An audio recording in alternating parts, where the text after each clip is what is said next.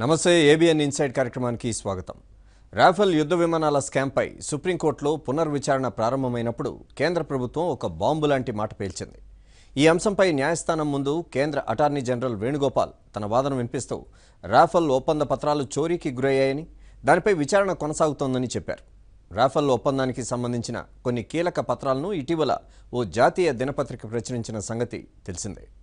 అయితే అధికారిక రహస్యాల చట్టం ప్రకారం ఇలాంటి పత్రాలు ఉంచుకోవడం నేరమని, దీనిపై దర్యాప్తు చేపట్టేందుకు యోచిస్తున్నామని కోర్టుకు ఆయన తెలిపారు. దీనిపై సుప్రీం ప్రధాన న్యాయమూర్తి స్పందిస్తూ పత్రాల చోరీపై ఎలాంటి చర్యలు తీసుకున్నారో కోర్టుకు తెలియజేయాలని ఆదేశించారు.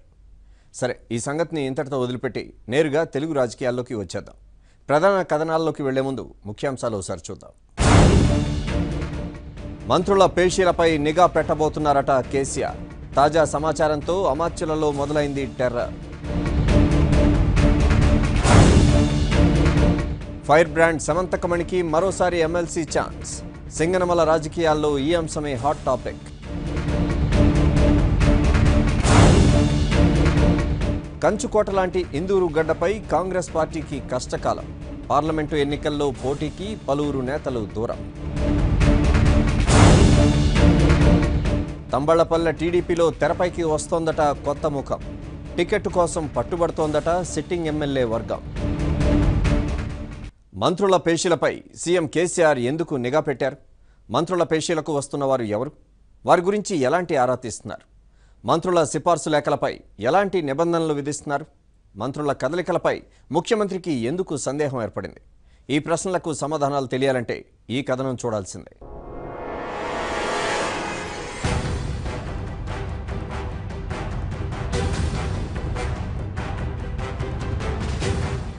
2వ టీఆర్ఎస్ పార్టీ అధికార పగ్గాలు చేపట్టింది.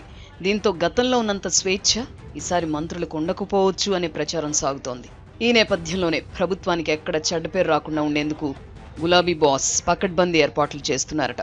గత ప్రభుత్వంలో ఎన్ని జాగ్రత్తలు తీసుకున్నా అక్కడక్కడ కొన్ని సంఘటనలు చోటు చేసుకున్నాయి. ఈసారి అలాంటి పొరపాట్లకు తావివ్వకుండా సీఎం కేసీఆర్ ఇప్పటి నుంచే పకడ్బందీ చర్యలు చేపట్టబోతున్నట్లు సమాచారం. ఇకపై మంత్రుల ఛాంబర్లు, పేషీల వద్ద ప్రత్యేక నిఘా కొనసాగుతుందట. ఆయా మంత్రుల పేషీలకు ఎవరెవరు వస్తున్నారు, ఎందుకు వస్తున్నారు అనే వివరాలను ఆరా తీసేందుకు ప్రత్యేకంగా వేగులను ఏర్పాటు చేస్తారన్నది పార్టీ పెద్దల భోగట్ట.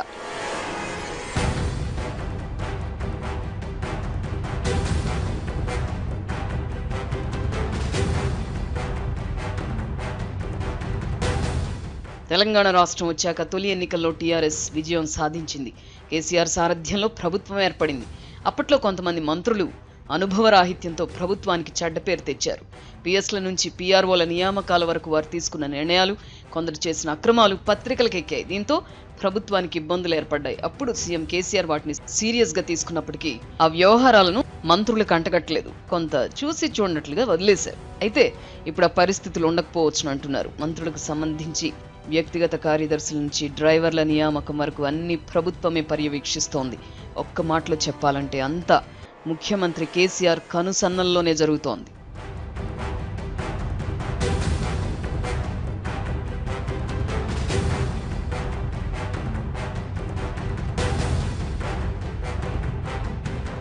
గత టీఆర్ఎస్ ప్రభుత్వంలో కొంతమంది మంత్రుల పేషీలు ఛాంబర్స్లోకి ఎవరు పడితే వారు వచ్చి పైరవీలు కొనసాగించారని విమర్శలు వచ్చాయి. మంత్రులను కలవడానికి వచ్చేవారి నుంచి కొందరు వ్యక్తులు డబ్బులు వసూలు చేసినట్టు కూడా ఆరోపణలు వచ్చాయి. వీరంతా ప్రభుత్వంతో కానీ అధికారులతో కానీ ఎటువంటి సంబంధం లేని వారు కావడంతో ఈ అంశాన్ని సీఎం సీరియస్గా తీసుకున్నారు. కేసీఆర్ చాలా సందర్భాల్లో ఒక మాట చెబుతూ ఉంటారు, సచివాలయం అనేది పైరవీకారులకు అడ్డాగా మారకూడదు, ప్రజలకు సేవలందించేదిగా ఉండాలి అని. అదే రీతిలో ఈసారి పాలన సాగాలని కేసీఆర్ ఆశిస్తున్నారు. అందుకే మంత్రుల పేషీల్లో పారదర్శకత ఉండాలని భావిస్తున్నారు. పనిలో పనిగా ఆయా ఛాంబర్ల వద్ద సీసీ కెమెరాలు ఏర్పాటు చేయబోతున్నారు.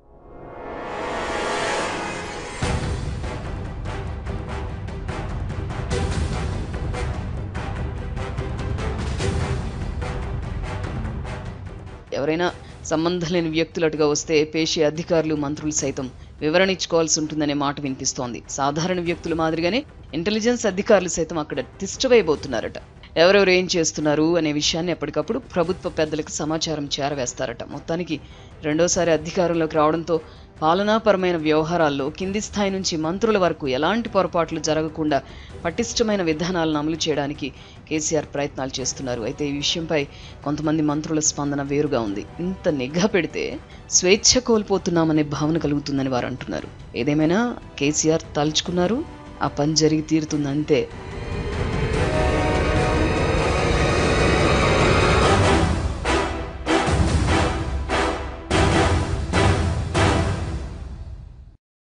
ఆ నియోజకవర్గంలో